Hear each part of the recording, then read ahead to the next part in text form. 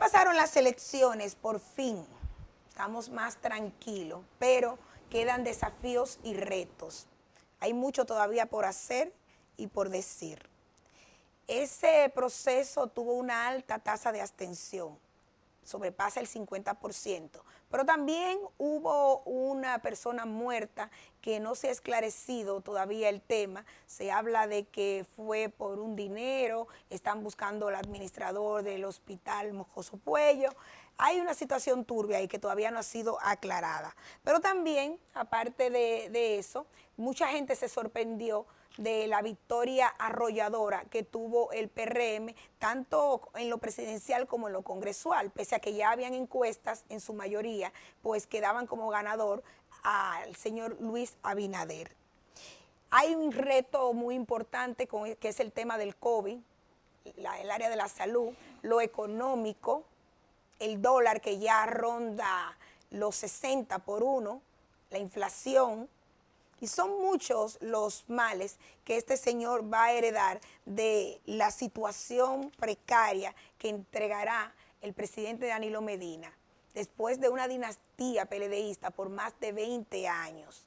Lo bueno sí que tuvo este proceso es que se llevó de cuajo una serie de personajes que nunca aportaron nada a la sociedad. Un amable Aristi Castro, un Tommy Galán, un exconvicto, una persona metida en problemas con la justicia. Estaba ahí tratando de permanecer con su inmunidad parlamentaria. Se fue, qué bueno. Pero también se fueron un grupo de viejos, babosos, hasta violadores de ese Congreso. Vamos a ver lo que pasa. Un Congreso que solo piensa en sus bolsillos, los que estaban. Aunque hay gente que ganó que yo no tengo mucha esperanza, pero está bien, vamos a darle la oportunidad. Vamos a darle la oportunidad. Vamos a esperar a ver qué van a hacer, porque es el cambio, con el barrilito, las exoneraciones y un sinnúmero de beneficios más que desangran al fisco. Pero para nosotros analizar este proceso electoral está aquí mi querido amigo, el politólogo Nelson Guzmán Diplán. Él va a hablar, va a tener que hablar, porque el día de la cobertura yo no estaba y él, me dijeron que le dieron rienda suelta a sus emociones. Entonces, nosotros vamos primero a tratar el tema de por qué realmente perdió el PLD de esa manera. Pero antes queremos escuchar lo que dice la gente en la calle, o sea, la razón que da las personas en una encuesta que hicimos en varios puntos de por qué perdió el PLD de esa forma tan vergonzosa después de ser un partido tan fuerte. Veamos.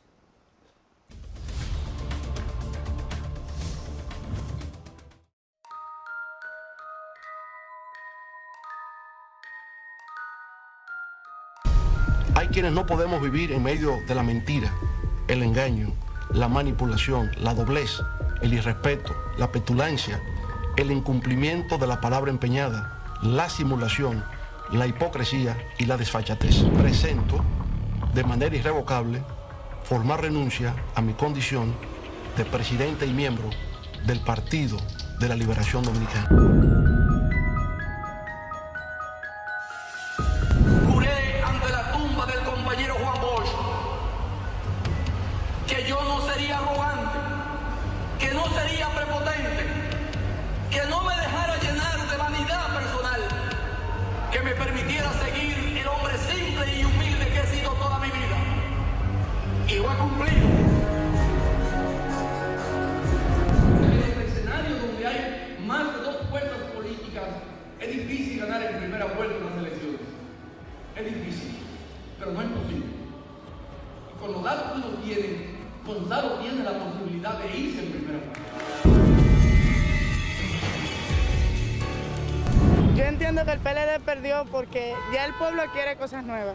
El pueblo quiere metodologías nuevas, autoridades nuevas, puesto que hay mucha mala administración en cuanto a las cosas del Estado. Este es un país rico en producción, es un país rico en economía, ¿verdad? Pero está mal administrado y las riquezas de este país deben estar en manos correctas. Bueno, porque sus líderes se desgastaron, no hubo una buena propuesta, el candidato era débil, no tenía no tenía la facilidad de hablar, y eso fue. Ya yo tenía mucho tiempo ahí y había que poner uno que le diera solución al país. Nadie sabe si este gobierno puede hacer una buena solución para nosotros, que estamos pasando demasiado trabajo aquí en este país. Hay muy poca ayuda. Por el mal manejo que tuvo y otro por el dinero que nos dio y eso. Pero a mí en realidad no me gustó que perdiera, ¿no? El PLD. El PLD perdió porque todo lo que comienza termina. Y ya su ciclo de gobierno perimió y tenía que surgir un gobierno de otro partido. Porque está bueno ya para que abuse de este país. Era justo ya que se fueran. Porque el PLD iba a cumplir 20 años de gobierno y República Dominicana no está preparado para tener un gobierno dictador. Y ya un gobierno con 20 años es una dictadura en el país. Pensábamos que se iba a quedar penco, pero la suerte es así. Por el morado no fue malo, es lo que están con ellos.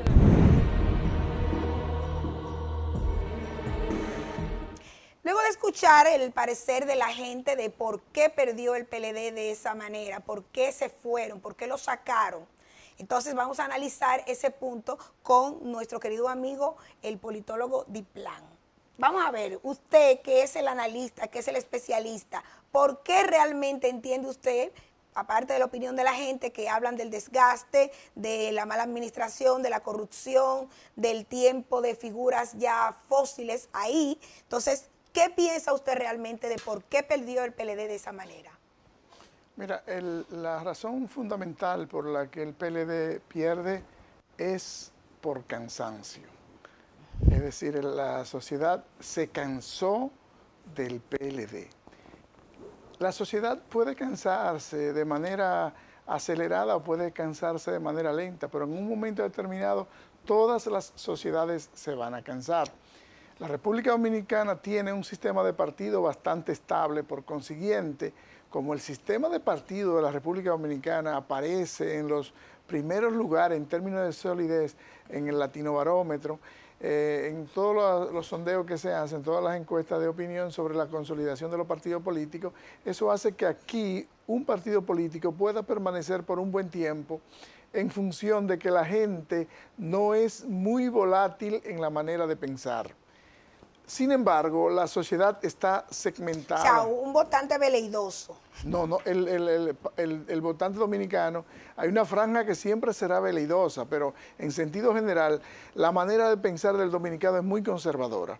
Y por eso, y aquí estamos más o menos divididos en términos del... Esa es una fuerza, la fuerza de lo que hoy es el PRM, es una fuerza que viene de vieja. Y esa misma fuerza fue la fuerza del PRD. Y si te vas a dar cuenta, el PRD, cuando llega el gobierno, casi siempre una de las preocupaciones y de los puntos de ataque que hay en los que se oponen al PRD, a la fuerza del PRM, es decir que es el mismo PRD y que esa fuerza siempre que ha llegado ha sido caótica. Realmente tienen razón, hay un nivel de caos en esa fuerza. Yo tengo una gran esperanza en la manera de gerenciar la política de Luis Abinader en función de que él no es una persona clientelar, es una persona muy sosegada, no es una persona emocional. No le gusta dar, él es bien económico. Eso es positivo, eso es positivo para la sociedad y para el Estado, porque lo mejor que hay es dar lo ajeno. Hay mucha gente que de lo de ellos no dan nada, pero lo ajeno se lo entregan a cualquiera. Entonces, eso es un problema. Además, para que la sociedad se desarrolle, lo primero es que se resuelvan grandes problemas en sentido general, porque si los problemas se resuelven en sentido general, la población recibe los beneficios y la población se supera.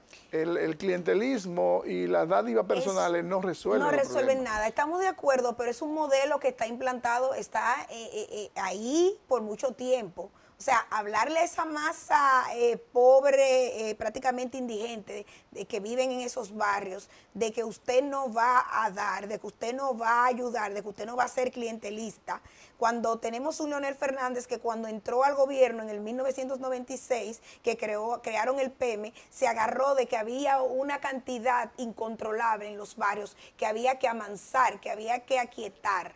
Entonces, ¿cómo cree usted que podrá nivelar el cambio? O sea, ¿cómo va a lidiar el cambio con esa situación? Mira, una de las cosas negativas que dejó esta campaña es que retrocedimos 20 años atrás en términos de la política. La política iba caminando en un ritmo, naturalmente, esa es el asunto del clientelismo, de la dádiva personal, son cosas que se van superando en la misma medida que la sociedad se va desarrollando y que la sociedad tiene cada vez menos necesidades en esa dirección. Si tú, por ejemplo, en los países desarrollados salieras con una fundita de comida a dársela a la gente, pues la gente hasta te la rechaza, porque no sabe ni siquiera quién manejó ese alimento. Sí. Y entonces, pero es porque no tiene la necesidad de comer. Pero en los países desarrollados existen planes sociales, tienen otros nombres. No, son dos cosas diferentes. Los planes sociales y las dádivas son dos cosas diferentes. Bueno. Los planes sociales nunca pueden desaparecer porque la sociedad no camina de manera homogénea. Siempre hay un grupo que se va quedando atrás y a ese grupo no se puede dejar morir, no se puede dejar. Por ejemplo, ¿el plan social es una dádiva? No, el plan social no es una dádiva. El plan social es una necesidad que tiene el país. Los comedores económicos son una dádiva. Son necesidades que el país tiene. Y en la misma medida que el país se vaya superando, esas mismas necesidades se van transformando y se van convirtiendo en otra cosa. Nosotros aspiramos a que llegue el día en que la necesidad que tenga el individuo sea de aprender, de educación, de aprender más para tener mejores ingresos, que no tengan que darle un pan, que le enseñen a tirar el anzuelo. Bueno, hay otra herencia difícil que es un gran desafío para el señor Abinader y es la parte de la economía. Probablemente obligue al gobierno a reducir el gasto público enormemente y algo que nos llama la atención, que primero vamos a tratar de eso, es el tema de la abstención que hubo.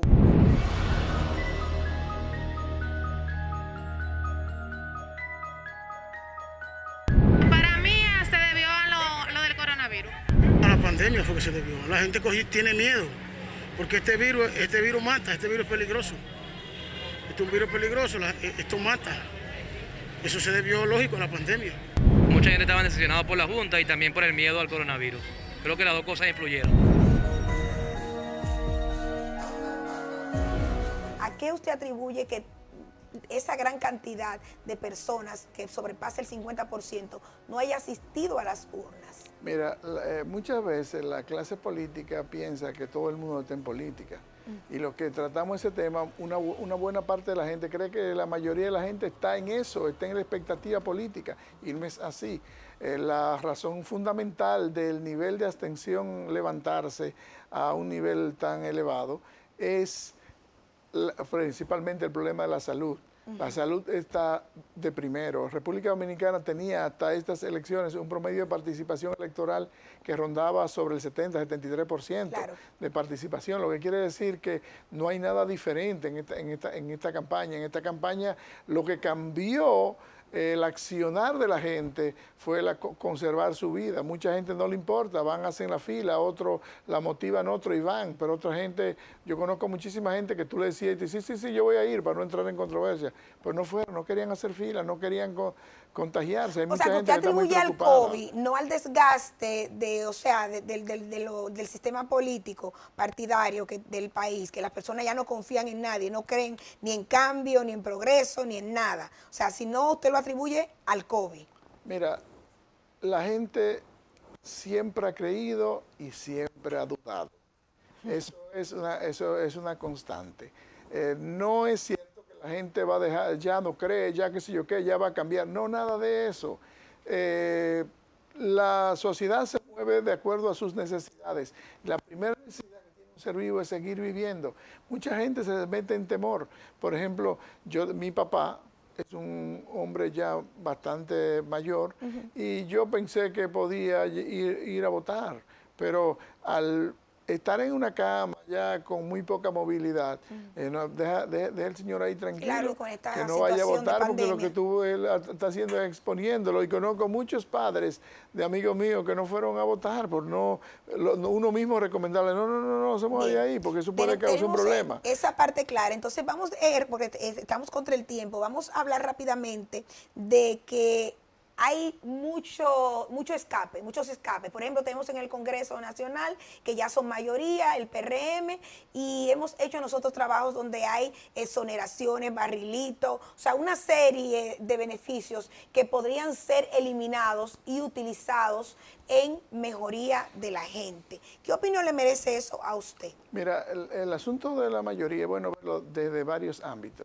Es decir, no es solamente yo tengo la mayoría en el Congreso para que me levante la mano, el que tiene 17 senadores ya logra un objetivo en la mitad del Congreso, porque al ser un Congreso bicameral tú tienes una Cámara donde tú introduces las cosas y te la pasan rápido. El Senado entero es más pequeño que ciertas comisiones de la Cámara de Diputados. En la Cámara de Diputados es que hay más dificultades para pasar las cosas porque las fuerzas son muy heterogéneas. Okay. El asunto está en construir mayoría también en la sociedad, y ese es un reto que tiene el nuevo gobierno, de mantener la construcción de mayoría en la sociedad. La sociedad ahora quiere retaliación, quiere golpeo, quiere que hay que castigar a los que se sentían demasiado poderosos, demasiado engreídos, y a esas cosas hay que responderle más que a la situación del Congreso. Si tú no construyes la mayoría en la sociedad, si no consolida la aceptación en términos de consensuar la sociedad, tú vas a tener problemas. Que se quite todo eso. Usted no está allí para ya llenarse los bolsillos. Usted está allí usted es elegido para servirle a su pueblo. Su pueblo lo elige a usted para que usted le sirva a él. Esos barrilitos que ustedes tienen ahí, cójanlo para llevarlo a las comunidades, para hacer escuelas laborales de mujeres que hay solteras, mujeres que son maltratadas, que por un plato de comida le aguantan boche y comida, y a un hombre por un plato de comida. O sea, esos barrilitos que sean totalmente eliminados y que se coja para eso. Las exoneraciones. Claro que sí, esos niños que están en la calle con esta pandemia limpiando vidrio, limpiando botas, porque quizás tienen que llevar que comer a su casa, que cojan ese dinero para eso. Pero se lo deben de eliminar todito, que se pongan a trabajar. Eso de exoneraciones, todos somos dominicanos y todos necesitamos. Un legislador es un empleado, entonces no puede tener tanto privilegio. Esos privilegios que se usan los legisladores, eso deben de usarlo, especialmente en eso, en el despacho de la primera dama, en bienestares sociales. ¿Por qué tanto privilegio para una sola persona, donde cientos se están muriendo? Ese dinero vamos a cogerlo y vamos a llevarlo a los hospitales para darle asistencia a tanta gente que lo necesita. Eso debe desaparecer de este país, por Dios, debe desaparecer. Si un legislador de los que entran ahora, si de verdad se respetan y quieren trabajar por su país, que digan, me desprendo de esto. Ya escuché a Eduardo Estrella, que dijo que no quiere privilegio. Ya escuché al senador Santo Domingo Este, que también dijo que no quiere privilegio. Así deben hacer todo. Y de verdad que mire que lo vamos a aplaudir.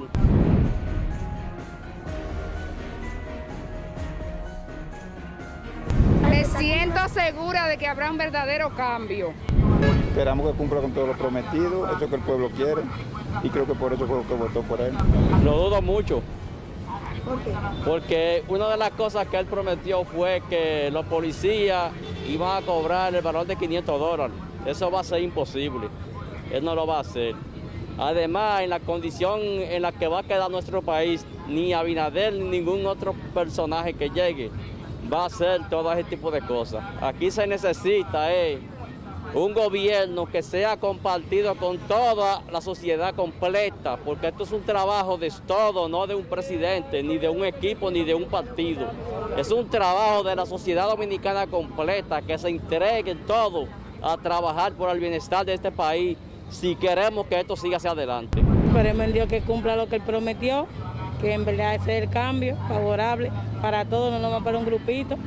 Esperamos que Luis Abinader haga algo con esos corruptos que están ahí, que la hizo, que la pague.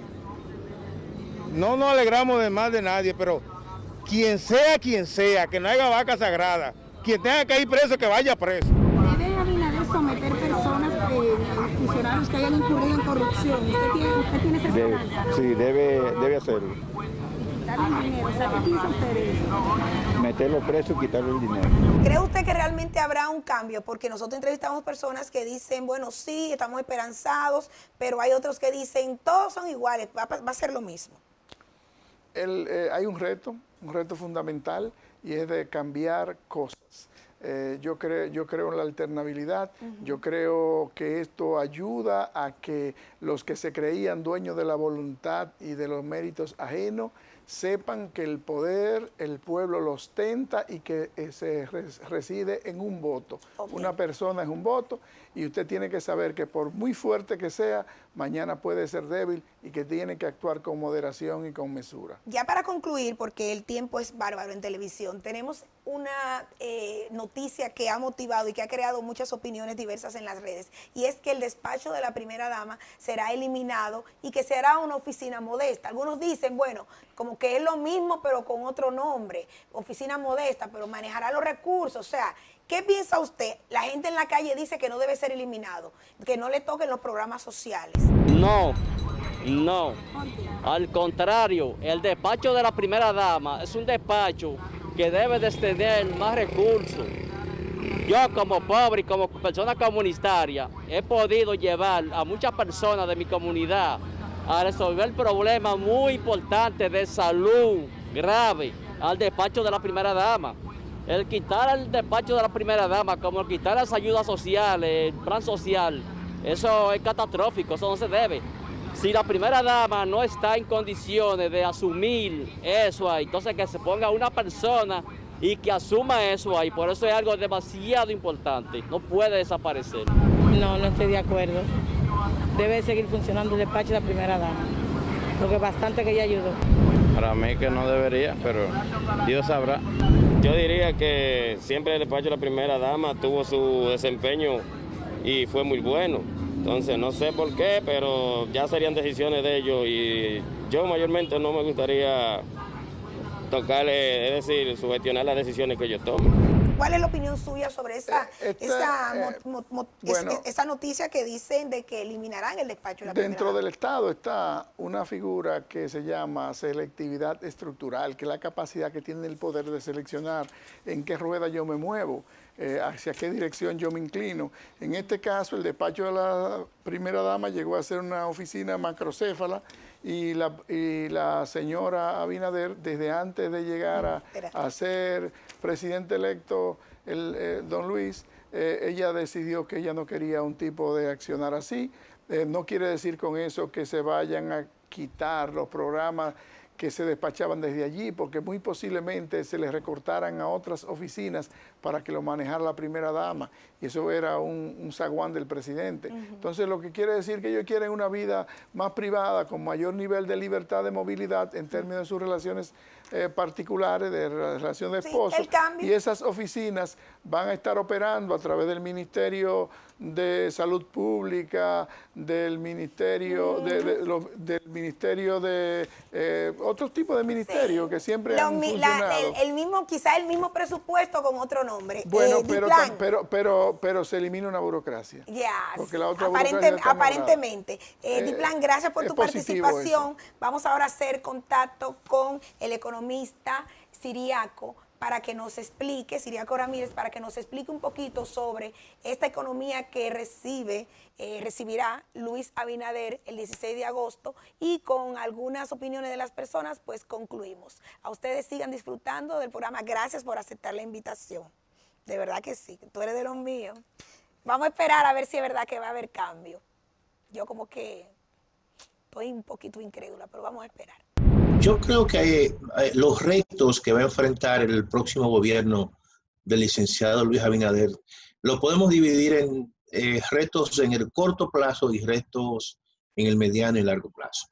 En el corto plazo, evidentemente que el próximo gobierno tendrá en primer momento que establecer un equilibrio entre lo que es la reapertura por fase de la economía y la contención de la pandemia del coronavirus. Yo creo que ese es un reto importantísimo, el tema económico y el tema sanitario, porque en la medida en que esta pandemia no se controle, evidentemente que eso va sencillamente a paralizar los procesos de reapertura que ha tenido la economía en las fases que se han establecido. No hay que olvidar que se establecieron alrededor de 4 fases o 3 fases y solamente hemos estado en la segunda fase. Eso significa que hay sectores todavía que están trabajando sencillamente por debajo de su capacidad de trabajo, por debajo de la capacidad productiva. Entonces, eso es un reto en el muy corto plazo, inmediatamente que el gobierno del licenciado Luis Abinader seguramente tendrá que ver esa situación y tendrá que ver el tema sanitario, porque también los casos de contagio, los nuevos casos han venido en aumento. En segundo lugar, un reto sumamente importante en el corto plazo es sencillamente que hay que rehacer o formular un segundo presupuesto complementario, porque los recursos que el gobierno tendrá que utilizar hasta que termine este año, obviamente que lo que hay en estos momentos no son suficientes para atender las demandas que va a tener el próximo gobierno hasta que se formule el presupuesto del año 2021. Un tercer reto que quizás no menos importante es mantener una estabilidad en el tipo de cambio, mantener cierto nivel de estabilidad relativa en la tasa del dólar, porque la tasa del dólar, como hemos visto, ha venido básicamente subiendo, ha habido una depreciación acelerada del peso dominicano con respecto al dólar, y esto genera mucha incertidumbre. Evidentemente que la tarea no es tan fácil, es una tarea sumamente difícil, porque lo que va a encontrar son muchos problemas. Va a encontrar básicamente una economía que tendrá un crecimiento, en el mejor de los casos tendrá un crecimiento cero, pero también una economía con un nivel de endeudamiento que será el 62% del Producto Interno Bruto, pero también de una economía que va a tener un déficit fiscal que en este caso va a sobrepasar casi el 9% del Producto Interno Bruto. Por lo tanto, es una situación sumamente difícil.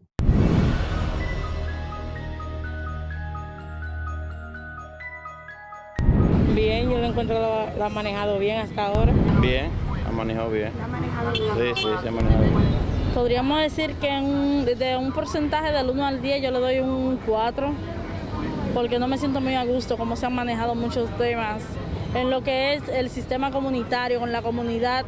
Por ejemplo, nosotros mismos estamos desde hace tiempo solicitando a los medios de salud pública que nuestro sector sea intervenido, ya que ha habido mucho COVID-19. ¿De qué sector? Somos de Vietnam Los Minas, municipio Santo Domingo Este. Sí, pero de que ya hicieron unos operativos. Nada, suele pasar por el frente. O sea, cuando tú intervienes en un sector es cuando tú comienzas a intervenir desde hacia atrás hacia adelante. No cuando tú te paras en la avenida principal, que las personas están ahí, o sea, pasando. Pero si se penetra desde el centro hacia adentro, culminar lo que es adentro. Porque verdaderamente, si se fijan, los brotes que han salido no son de la parte de afuera. No tenemos una buena salud, pero tampoco tenemos condiciones económicas. Y en ese sentido, debe de pensar bien, disminuir el gasto, debe ser lo corriente, erradicar las botellas, no poner más a cuestiones políticas, pero debe ser así, y enfocar en estos momentos el gasto gubernamental a diseñar estrategias de prevención que deben ser el eje en cualquier país del mundo. Prevenir el desarrollo de esta pandemia, de esta epidemia ya localizada en la República Dominicana, y así poder hacerle frente. Yo pienso que también, si evitamos que nuestros pacientes vayan a cuidados intensivos, le vamos a hacer un gran favor a la economía. Previniendo, obligando a la gente al distanciamiento, al uso de mascarilla, a higienizarse las manos y la cara y todo lo que conlleve esta pandemia, y el presidente enfocarse en esos dos ejes. Es mi humilde opinión.